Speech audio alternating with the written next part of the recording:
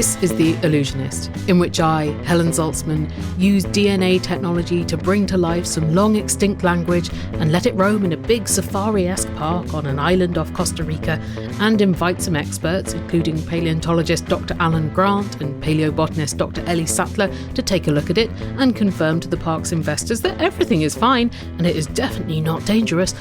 This language is definitely not going to run amok and definitely not going to eviscerate some humans with its jaws and claws.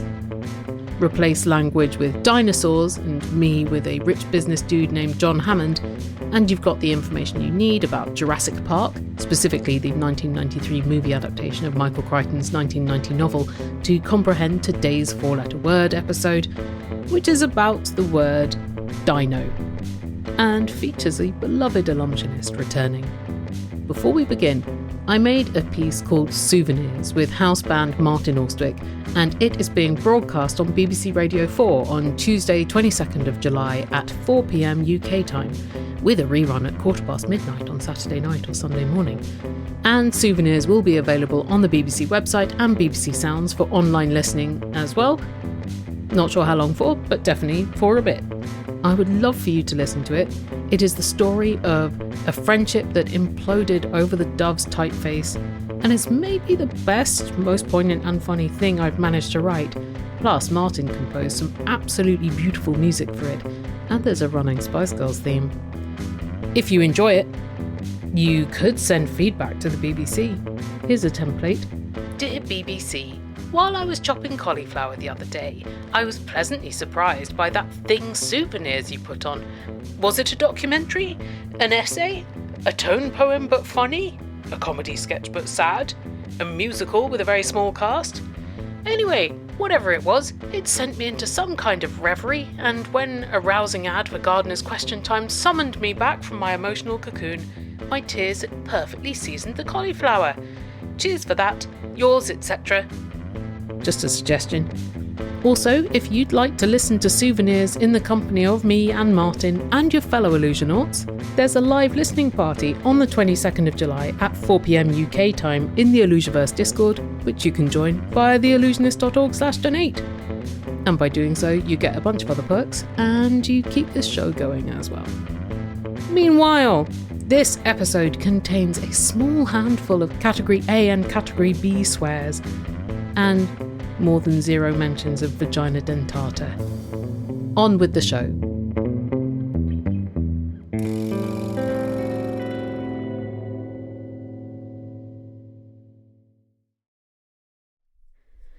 Last episode, talking about parks, I mentioned my beloved Crystal Palace Park in southeast London, and fleetingly referred to it containing dinosaurs. 33 life-size models of 15 species of dinosaur and other long-extinct creatures are arranged around a tidal lake. Originally, the lake's waters went up and down to feed the water towers for the huge fountains that were in front of the Crystal Palace. The palace and the fountains are long gone, but the dinosaurs remain. They have been there since 1854.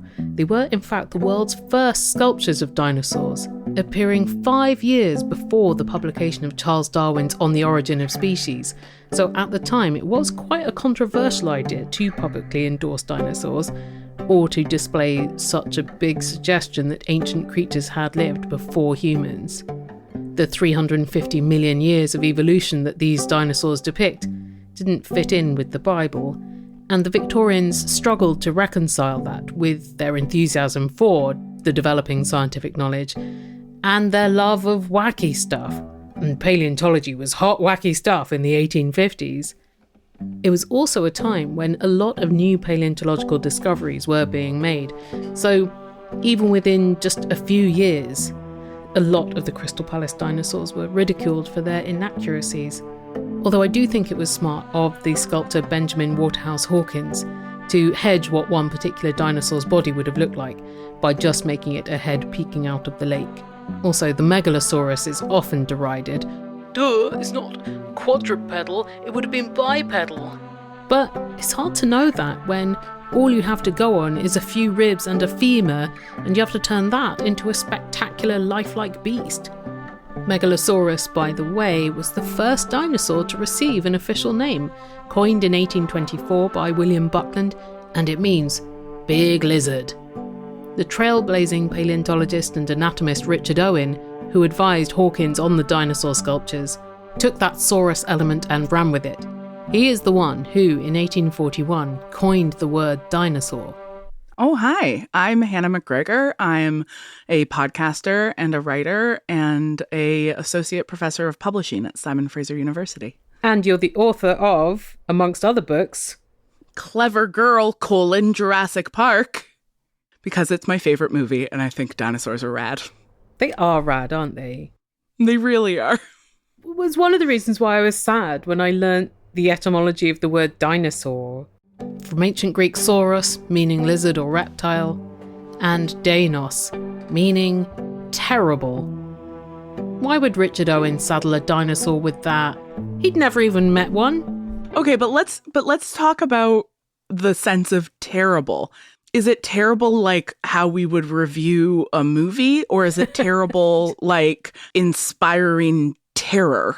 It is the latter, although I love the idea of it being, oh, these lizards, they're just rubbish. These are terrible lizards. They can't slither in a crack in the pavement. Have you seen these things? Way too big. And they can't regrow their tails. Terrible. Well, we don't know for sure. Actually, great point. Have we tried? Could be the next Jurassic Park movie. Just tail regeneration. The Jurassic Park movies that I actually want are just the ones where scientists figure out stuff about the dinosaurs. Yeah. Okay, we've got this 8-year research project. We're going to get Richard Linklater to do it in the style of Boyhood. And come back, the scientists are like a bit more haggard. Yeah, we come back every 8 years, and the major drama is always whether or not their grant's going to be renewed, which is also one of the major narrative nodes, one of the turning points of the film itself. Is about grant funding. Wow. Because that's how Hammond convinces Dr. Grant and Dr. Sattler to join him on the island. He agrees to fund their dig. It's incredible, really, what a huge drama is wrought over the fragility of academic funding. 100%. Really, truly, it's a drama about academic funding. And is that part of why it's so close to my heart? Maybe. So I think Richard Owen, who coined the term dinosaur, did mean it in the way of like a sort of inspiring terribleness because they're so big. But still, I feel like he could have chosen something a little more complimentary than terrible to convey the enormity, the awe that such a large creature would inspire. Yeah. It makes me think immediately of the connection between dinosaurs and the sublime, and dinosaurs as these figures of sort of monstrosity and chaos. The sublime is this aesthetic category that I have found fascinating since I first learned about it in a second-year Canadian literature course at Carleton University, where we were taught about it as a sort of threatening aesthetic experience that British writers had when they arrived in Canada and saw big mountains. You know, like the sheer hugeness as compared to, you know, the comparable alternative aesthetic categories, the picturesque, things that are contained and beautiful in a managed and human intervened way. And so the sublime is this thing, you know, like a really tall mountain or like a waterfall or, you know, a very deep canyon, things that are so huge and that often are reminiscent of deep geological time in a way that makes you as a single human feel very small and meaningless. And a lot of my favorite Canadian poetry is like British man looks at mountain, goes insane. Like, mountain too big, can't handle it. Or like Margaret Atwood's Journals of Susanna Moody, like British woman goes into forest too big, woman crazy now. Like, that's a lot of Canlit themes, is like nature was too big and I absolutely lost it. And so it's this relationship to the sublime that is like, it's majestic and it's awe-inspiring and it's incredible. And also it's a threat. there is something about it that undermines your perceived supremacy as a human, your perceived autonomy, your sense of yourself as this like individual existing in the world and navigating it with control and intelligence. That like in the face of the sublime, it like dismantles you.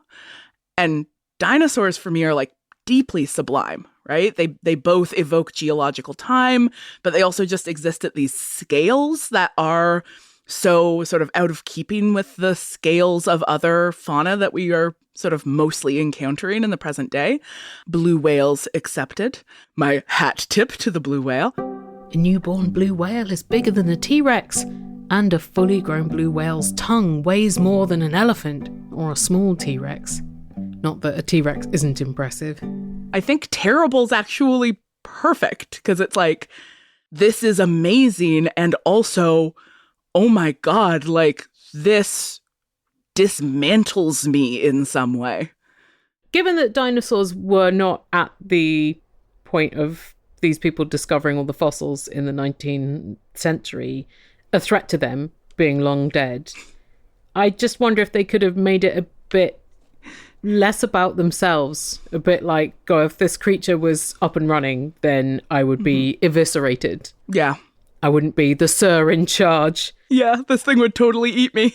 This thing could totally eat me. It could totally rip me to bits. It could totally stamp on me. It could just sit on me and I'd die. Yeah. Yeah. And it would be indifferent to me and all of my smart ideas about fossils and how they work. Yes, it wouldn't respect my library of leather-bound books. I would not be impressed by my moustache. But a lot of dinosaur names as well are just being factual about size. Yeah. Like mega. And actually a lot of the names are being factual about other things like Triceratops and Pentaceratops. That's descriptive. 3 horns, 5 horns. We're telling you about the number of horns. And then a lot of them are just like, we found this in this place. Yeah, the Albertosaurus. Albertosaurus? In Alberta. Yeah. And Mastodon meant nipple tooth. Or nipple teeth. Sorry? You look a little perturbed. Like perturbed and delighted. You know, vagina dentata is a sort of a passion recurring theme, and it's a passion of mine. Yeah, you know what? You're not wrong. It's a recurring theme in the book and my life. And so I'm intrigued by the idea of adding nipple teeth into the equation. Yeah, it's funny because it's named after nipple-like protrusions on a mastodon's molars. So it's like, let's just find the tiniest thing we can find on this very large creature and name it after that. Yeah. It's like naming it after your toenail barnacles or whatever. You know what? I am named after. That's actually what Hannah means. Oh, it's beautiful. Don't look it up. Don't check it. Don't check it. Never check. But then Tyrannosaurus is another name, like on the opposite end of the spectrum to like 3 horns or woolly mammoth thing. Big fluffy guy. I know they're not dinosaurs. Don't at me. But Tyrannosaurus is tyrant lizard. Like, they haven't done anything. Tyrannosaurus Rex being tyrant lizard king. Yep. Is incredible to me. Very metal. It's so metal. It's an intriguing, because, correct me if I'm wrong, Tyrannus, Greek, Rex, Latin? Yes. And Tyrannus and Rex, like, Oedipus Rex is a Latinate translation of Oedipus Tyrannus, because Tyrannus and Rex are, in some contexts, synonyms, particularly when it comes to like a specific kind of Greek political leader. I am dredging this up from my undergraduate degree, so please fact check me on this. Fact check. Originally in ancient Greece, Tyrannos, or a tyrant, was a leader who came to power not via being elected, nor by being born to it, but maybe by usurping the previous leader, or maybe by having a lot of support from the populace or an influential ally. But tyrant wasn't a particularly negatively valenced term in this context. It didn't yet carry connotations of cruelty or oppressiveness, or huge toothy dinosauriness. The name was coined for the genus of dinosaur in 1905 by Henry Fairfield Osborn, who, as well as coining Tyrannosaurus and Pentaceratops and Velociraptor, was the co-founder of the American Eugenics Society. You can barely move in the history of modern science without stripping over a eugenics enthusiast. But I remember Tyrannosaurus Rex having that name being a thing that one of our professors was using to explain to us what a tyrant meant in the context of Greek civics, like ancient Greek civics. Anyway, so there's this funny sort of like doubling, like it's just saying the same thing twice. It's like tyrant, lizard, tyrant. Guys, this tyrant lizard's a tyrant. We really got to tell you, this is a freaky lizard. And also a very particular kind of king. Yes. Not a meek one. No. It's a tyrant lizard king. No, don't think about your emaciated British child kings. No, this is a mean king. Bite your head right off. Now that you've told me not to think about them, that's all I can think about, of course. Yeah, you're just thinking about so many pale, meek boys. Being sat on by dinosaurs. Oh my God. This is becoming a real R-rated episode, I gotta say. That's what I wanted. There's also a genus of Tyrannosaur, the Dynamo terror, meaning powerful terror. Which again isn't really about the dinosaur itself, it's all about the human response to the dinosaur. 100%. I mean, so many of these names are ultimately about like human categorization, human location. Like our understanding of dinosaurs in general are inherently and always filtered through human perception because we can't, like, they're so far back in time. When I was doing a lot of reading about paleontology for Clever Girl, somebody pointed out that paleontology is always in part a speculative genre, that there is always this sort of dimension of speculative fiction happening because it's an imaginative reconstruction of a period about which we still know very, very little. And we're like constantly finding out new stuff. So then you get people being like, well, actually dinosaurs had feathers. So now all the dinosaurs in Jurassic Park are historically inaccurate because we know we're like finding out new stuff as we go.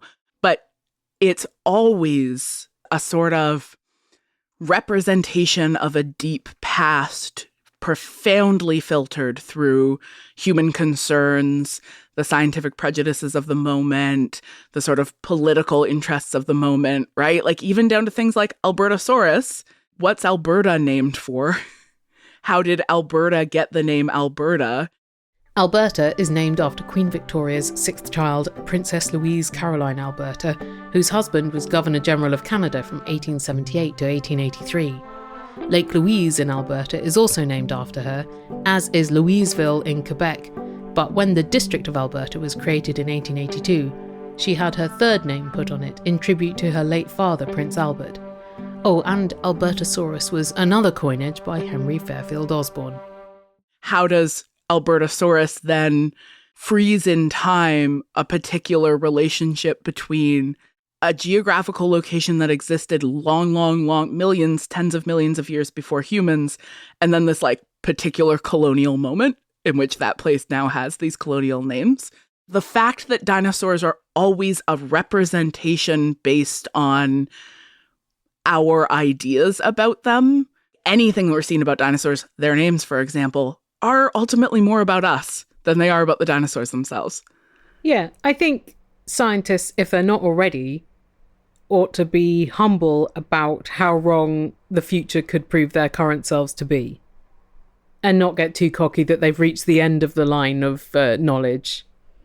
Some really are. Yeah. But a lot really aren't. And I think it has a lot to do with how little of the history of science you learn when you're studying science.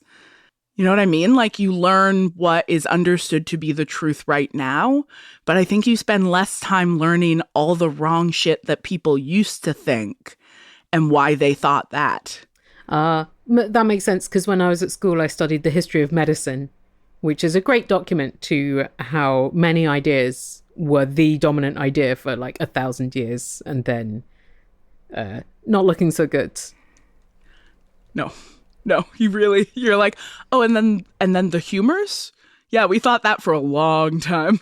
Look, I've invested a lot in elixirs made from ground up mummies, and I need to see how they're going to go. I already have all of these head measuring devices.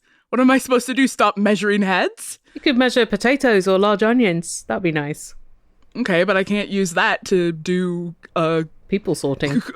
I can do people sorting. How am I going to run the world with that technology, Helen?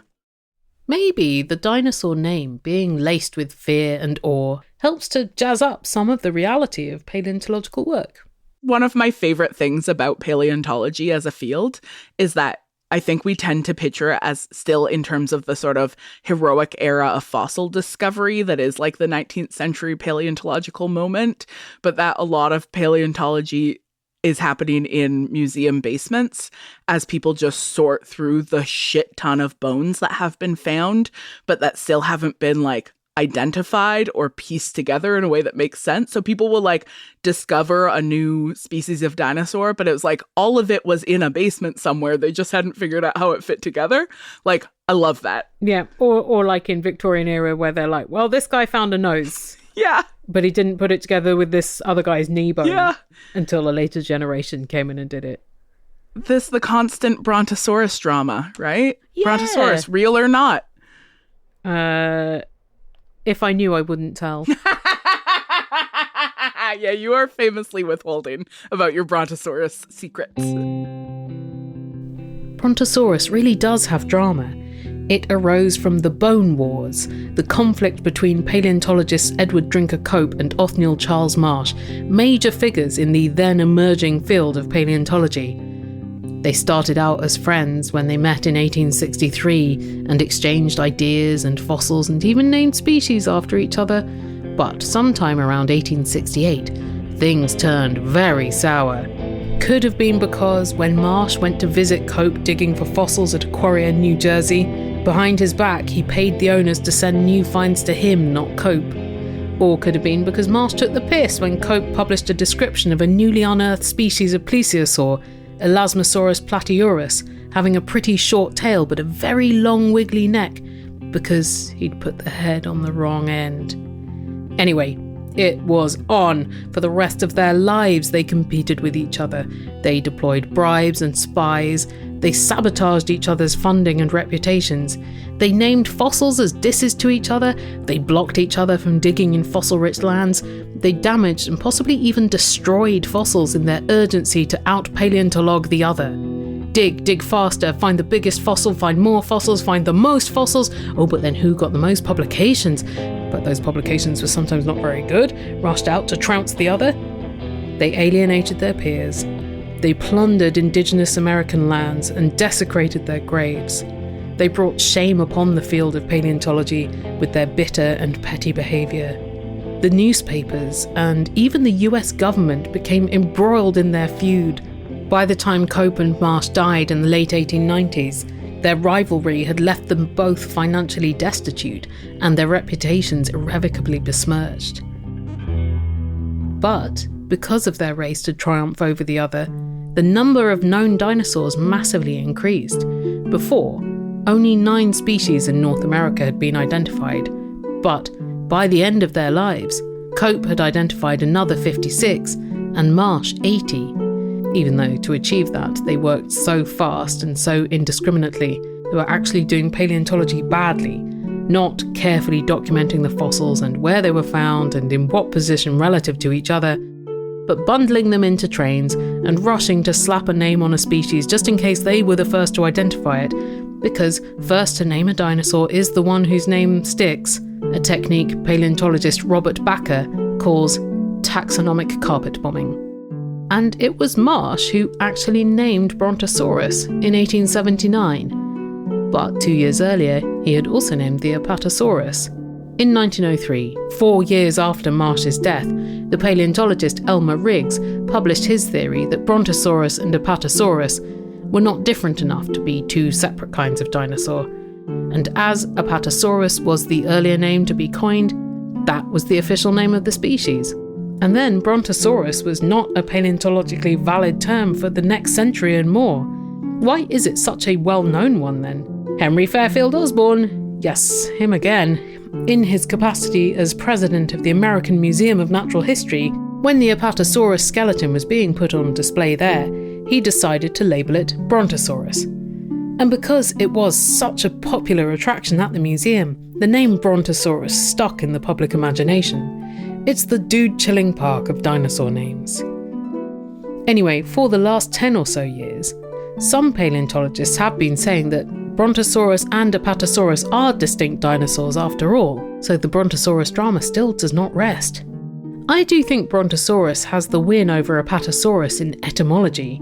Brontosaurus derives from the Greek for thunder lizard, evocative, powerful, whereas Apatosaurus meant deceptive lizard. Oh, that's rude. That's rude. And you know why? It's just because it's got a different shaped bone to other dinosaurs. But that's not deception. That's difference. I think they're calling it deceptive because they were wrong about it.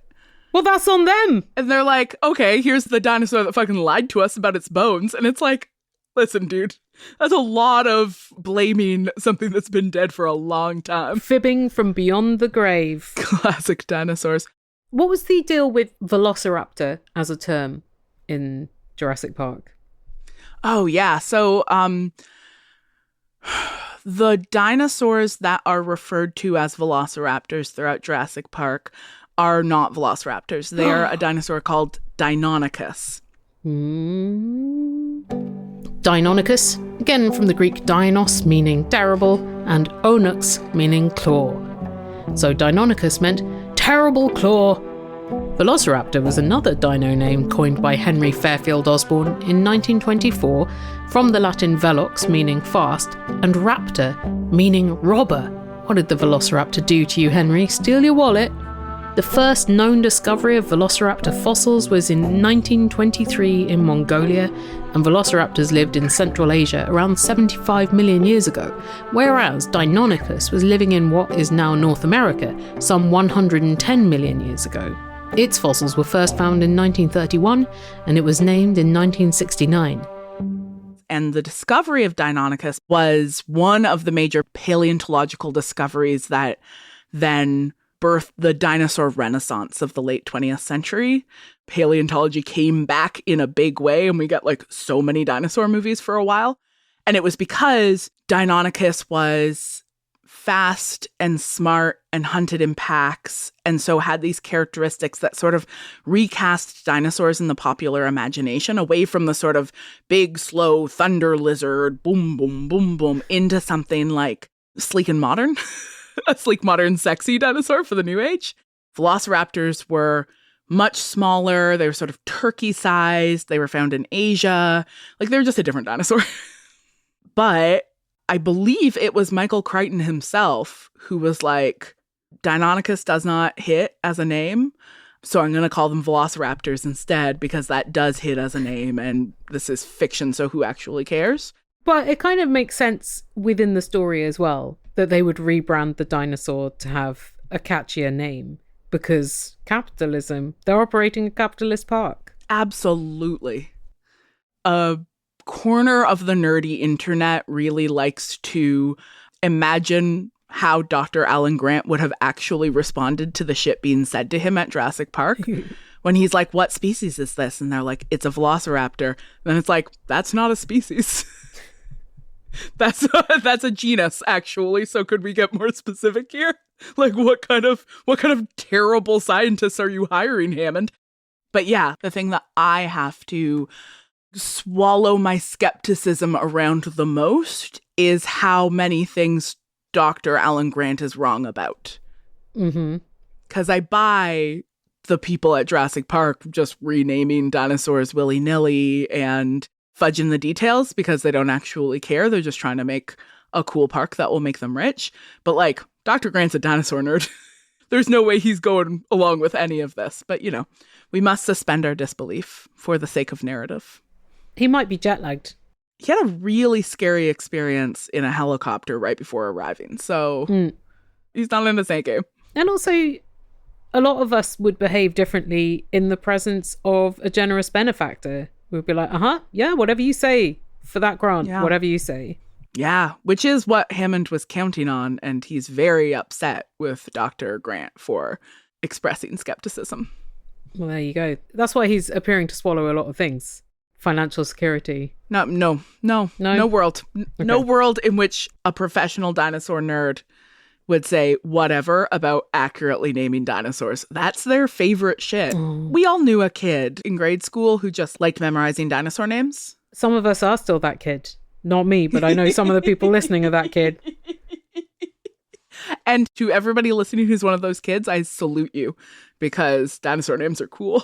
Dinosaur names are cool, but maybe they would have been even more cool if dinosaur naming hadn't been so dominated by a handful of 19th and early 20th century American and British gents with particular outlooks. I mean, part of the problem here is that dinosaur, like fish, is not a real category except for within the human imagination. I mean, that's everything, isn't it? Nothing means anything.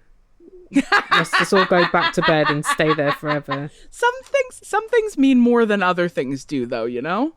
No, nothing means anything. I give up. It's like, oh, there's no birds really. They're all just like flappy feather bags. They're all just flappy feather bags. Sorry, sometimes semantics makes me feel nihilistic. The kinds of things that humans tend to focus on because we like to look at things and like see their patterns. You have to learn a different way of looking at nature to like understand taxonomies that aren't about visual categorization based on impression and are about like the actual function of the thing itself within its own logics of functioning. And I think that there's something to be said for saying like, okay, here's a category, here's a way of categorizing, here's a way of describing that was of its era, that gives away a lot about how humans were thinking. And like, maybe we want to find a different way of thinking about these things and a different way of describing them and a different way of categorizing them that like gets at something else about them that maybe we were ignoring. Like how proximate they are to thunder, for example. I can understand why quite a lot of things are boringly named, because naming things is hard. If you have to come up with a lot of names, I could understand why you'd just be like freezing with the pressure of you are like in a beetle identification laboratory and like you've got so many beetles come in. There's only 4 of them.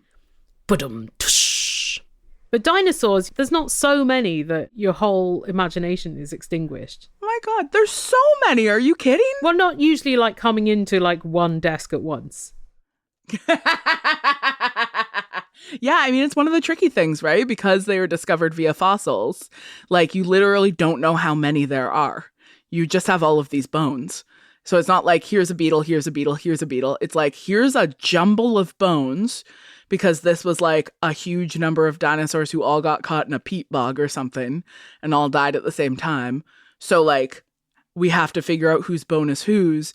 And we don't know in the first place how many there are, or like how to even think about their categorical relationship to each other. So like, the naming conventions are bonkers because the discovery process was bonkers, like slow and messy and full of redactions and discoveries of new frameworks. So you have these like wild, like, well, this one's Tyrannosaurus Rex and this one's like 3 horns found in South Asia. And it's like, okay, well, these don't match up, do they? It's like, oh, of course not, because they were named 150 years apart from each other in wildly different scientific contexts. It's a similar situation as with the names of different varietals of apple, as we learned in the Apple episode. If you go down your pod feed and listen to the version called Apple Fest, it includes a trip to an apple festival with Hannah McGregor. But back to Jurassic Park, which is not really concerned with taxonomy and has other priorities than paleontology. The park is also, of course, drawing on traditions of zoos and safaris. And so, like, that's the other subtext there. Tension between the role of the zoo as a spectacle and the role of the zoo as a place for care for animals, or like quote unquote necessary human intervention via like rehabilitation, for example, like animals that like maybe can't live in the wild or are being protected because they're endangered. And a very real question that people have to grapple with who work in that industry of like, well, we need people to come and look at this because that's how we get money. We need a spectacle because spectacle makes people pay. And the spectacle can then fund the thing that is the thing that we want to do, but that isn't sexy or glamorous or interesting. So how do you balance this need for the spectacular? That becomes like a recurring theme through the rest of the sort of increasingly bad movies, decreasingly good movies, increasingly bad movies. It can be both. Yeah. Where they're like, we actually keep having to engineer new and worse dinosaurs because people are getting bored with the ones that we already have. And it's like, yeah, that's the nature of spectacle, is that like you have to constantly increase the intensity of it because it's rooted in novelty. And like science isn't all about novelty. No, because you need it not to be novel because you need reproducible effects. Yeah. It's like kind of ideally science is quite boring. I mean, that's my dream. Yeah. For things to be more boring. Just we get a bit of peace. Wouldn't it be great for just everything to get really boring for like a decade? Oh, what a relief. But it does seem very in line with the idea in the Victorian era, particularly, of exploration, discovery for them and their culture. Yeah. Rather than like understanding something, looking at it from afar and then leaving it alone. It's like, got to conquer it. Yeah. You know, get the head of an exotic animal, taxidermy it, keep it on your wall. Exploration, extraction, display. This paradigm of like, we can't go to this beautiful ancient city and study it. We have to go remove the entirety of it stone by stone and reproduce it in a museum in Berlin. Rooted in that is a lot of white supremacist and imperial ideas about like who is sort of responsible enough to be a caretaker of the past. And that same sort of paternalism we can see in a lot of like animal conservation ideas, a lot of sort of neo-colonial ideas about self-governance. But yeah, like you see it in like big game hunting, zoos, safaris. The exotic animal is often a stand-in for the experience of otherness that is part of the thrill-seeking nature of this like spectacle-based culture. I want to go look at something, but ideally we'll take it out of its original setting and put it somewhere where I can see it every day and it's mine. The central foyer in Jurassic Park, like the sort of main building, which is where the very final climactic scene occurs, like is full of dinosaur fossils. Like that's still the central spectacle around which the image of the park is constructed. You know, in part, it is an allusion to that tradition of spectacle and the tradition of people want to go and look at dinosaur bones. Yeah, fair. Even the logo, right, it's a fossil of a T-Rex head. It's not a living T-Rex head. So like the fossil as the thing you look at continues to be really, really central.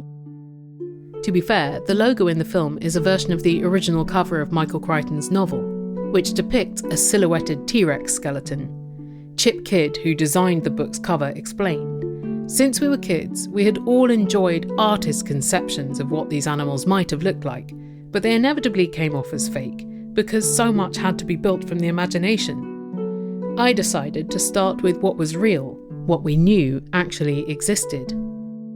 Even though it is just a silhouette of some bones, the Jurassic Park T-Rex looks dynamic, eager, in motion, huge toothy mouth wide open. And actually, T-Rexes, T-Regates, are pretty much always depicted with their mouths open. Yeah.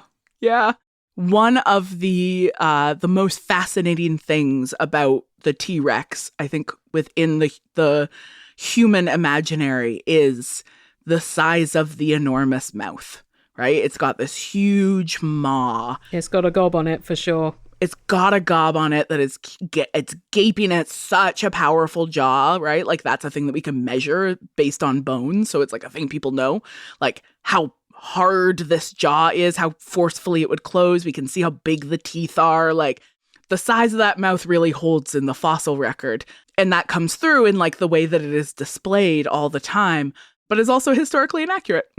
In one of my favorite recent paleontological discoveries, they now suspect that T-Rex had lips that primarily covered its teeth, more like a Komodo dragon. They've got big teeth, but you don't see them because they've got like mouths that close over their teeth. First time I went to a museum that had like dinosaur fossils and a depiction of the dinosaurs as being feathery and brightly coloured. That was, real shock to the system. It's like when you find out that Greek statuary was painted. Yeah, and bright. Real bright. And bright colors. And it's like, oh, yeah, wow. We get a lot of stuff wrong. Yeah, or like when you realise that your grandparents didn't live at a time when everything was sepia.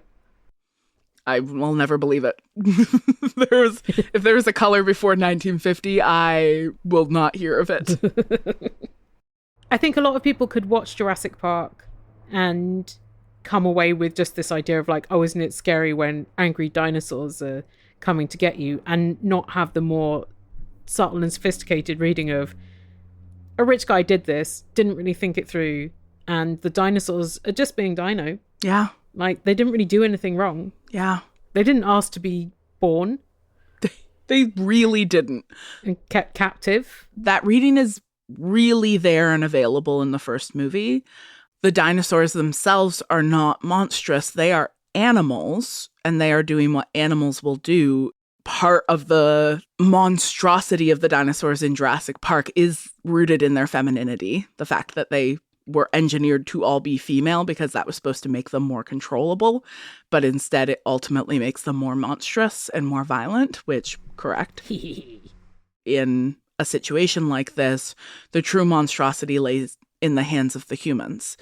And that really gets lost in the later movies when the humans are engineering monstrous dinosaurs that are intelligent and like to murder people on purpose. Huh. Literally to sell them to like political leaders and terrorists and warlords and stuff. There's kind of a total reversal of what the original movie was trying to do. The majority of the later movies is like, this dinosaur is a sociopath and it loves murdering kids for fun.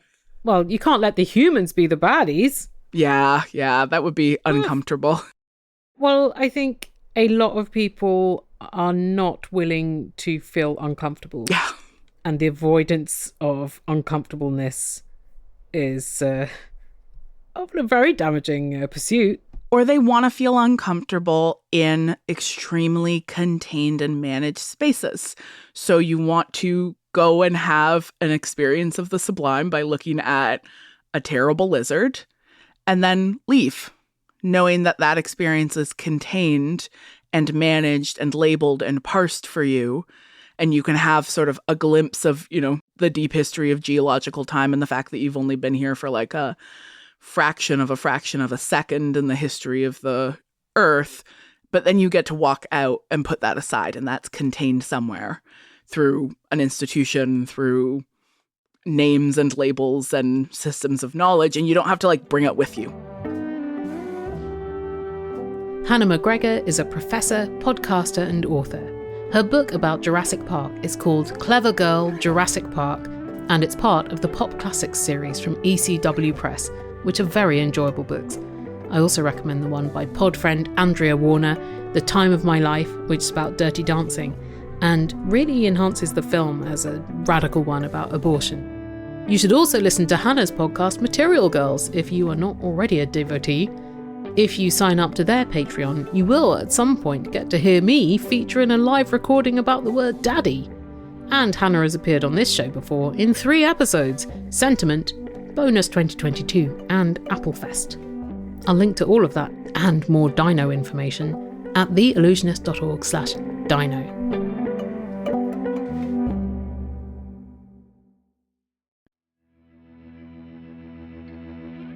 Your randomly selected word from the dictionary today is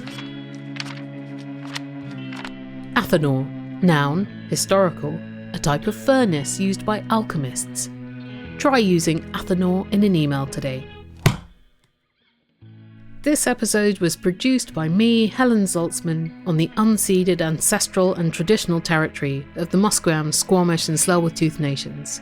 Music and editorial assistance were provided by the singer and composer Martin Austwick of palebirdmusic.com. As I mentioned way up at the start of the show, together Martin and I made a beautiful combo of words and music, history and ever-current emotions called Souvenirs, Listen to it live on BBC Radio 4 at 4 p.m. UK time on July 22nd, 2025, or middle of the night the following Sunday, or online via the Radio 4 website or BBC Sounds, or at the live listening party we're going to have in the Allusionverse during the radio broadcast. What is the Allusionverse? Why, it's the online community for people like you, the absolute legends who listen all the way to the end of the episode. As a member of the Allusionverse, you not only get to attend this listening party, but other regular watch parties for films and TV. We're watching the current season of Great British Sewing Bee, and I'm always open to suggestions for other things. And you get perks at my live shows, and you get behind the scenes brain dump about the making of every episode, and you get the company of your fellows in the Allusionverse Discord, and you get to help keep this show going in the turbulent media landscape of today. Go to theallusionist.org/donate to join for as little as $2 a month, or more if you want. For example, if you have enough money that you could afford to buy an island and fill it with dinosaurs you'd cloned, but you think it's a bad idea, so you're looking for other places to spend it. Find Allusionist Show on Instagram, Facebook, Blue Sky and YouTube, and you can find me in real life at the Allusionist Meetup in Vancouver in August. Information is at theallusionist.org/events. I've got some very amusing new merch I can supply you with if you want a custom hand fan with a funny joke on it. And you can hear or read every episode, including all the other ones in 4-letter word season, get more information about the episode topics and guests and dinosaurs, and see the full dictionary entries for the randomly selected words, and browse the lexicon of every term ever featured in the show linked to which episode it's in, all at the show's forever home, theallusionist.org.